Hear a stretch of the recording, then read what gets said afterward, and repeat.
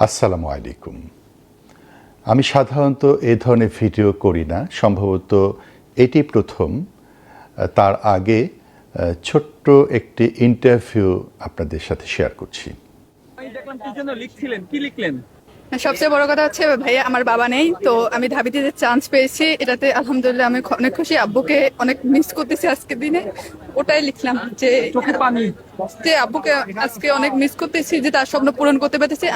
আমি মূলত আমার ফ্যামিলির বড় মেয়ে, যে আমি একাই চলতে শিখেছি, যে মানুষটা আমার হাত ধরে আমাকে চলতে শিখিয়েছে, অথচ আজকে আমি ঢাকায় এসেছি, একাই চলাফেরা করতেছি আব্বুকে ছাড়াই। তো এটাই। ইসলামী ছাত্র শিবিরের এই নবীনবরণ অনুষ্ঠান কেমন লাগলো? অনেক ভালো লেগেছে, অনেক ভালো প্রোগ্রাম ছিল, আমি অনেক এনজয় করেছি। সাদিক ভাইয়ের অনেক নাম শুনেছি, অনেক দেখেছি, তো আজকে ওনাকে সামনাসামনি দেখলাম, অনেক ভালো লেগেছে। আপনারা শুনলেন, এই মেয়েটি ইসলামী ছাত্র শিবিরের ঢাকা বিশ্ববিদ্যালয়ের নবীনবরণ অনুষ্ঠানে অংশগ্রহণ করে তারপরে এই ছোট্ট সাক্ষাৎকার দিচ্ছিল। ও মূলত মফস্বলে বড় হওয়া, ঢাকা বিশ্ববিদ্যালয়ে সুযোগ পেয়েছে, ওর আব্বা ইতিমধ্যে ইন্তেকাল করেছে। সুতরাং এই সুখের সময়ে সে অশ্রুসিক্ত নয়নে তার আব্বুকে স্মরণ করছিল। এবং ও ভাই বোনদের মধ্যে সবচেয়ে বড়। ওর জীবনের স্বপ্ন মফস্বলে ছিল, সেইখান থেকে ঢাকা আসবে, ঢাকা বিশ্ববিদ্যালয়ে পড়বে, এবং স্বপ্নটা পূরণ হওয়ায় কত খুশি, কিন্তু চোখে পানি ছুটছে।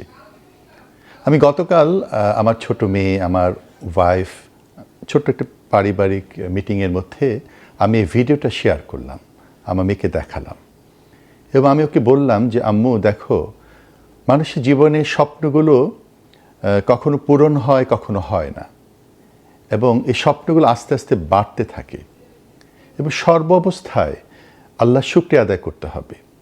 এই মেয়েটির একটি স্বপ্ন পূরণ হলো, কিন্তু তার আব্বু নেই। আমারও তো অনেক পরিচিত জন আমার থেকে বয়সে ছোট। এই কিছুদিন আগে জাকিউল হক জাকি, অনেক বড় সাংস্কৃতিক সংগঠক, ও ইন্তেকাল করেছে। ও 3টি ছোট ছোট ছেলে মেয়ে, ওদের দিকে তাকালে অনেক কষ্ট হয়। এই তো জীবন। তো আমি যখন আমার মেয়েকে বলছিলাম, তখন ওর চোখ দিয়ে পানি পড়ছিল, এবং ওকে বললাম যে দেখো, সর্বাবস্থায় আল্লাহ শুকরিয়া আদায় করবে। আল্লাহ যখন নেয়ামত দিবেন, আমরা নেয়ামতে সিক্ত হব, তখন আল্লাহ শুকরিয়া যদি আদায় করি, তখন তিনি খুশি হন। আর আমরা নিচের দিকে তাকাবো, যে আমার থেকেও তো অনেকে কষ্টে আছে, সুতরাং কোনো অপ্রাপ্তি যেন আমাকে কষ্ট না দেয়, সেটাও খেয়াল রাখতে হবে। সর্বাবস্থা আমরা মানুষের পাশে দাঁড়াবো, মানুষের সহযোগিতা করব, মানুষের দুঃখ কষ্টে অংশীদার হব, তাহলে আল্লাহ খুশি হবেন। আল্লাহ সবার জীবনকে সুন্দর করুন, আপনাদের কল্যাণ করুন, এই দোয়া করে শেষ করছি। আসসালামু আলাইকুম রহমতুল্লাহ।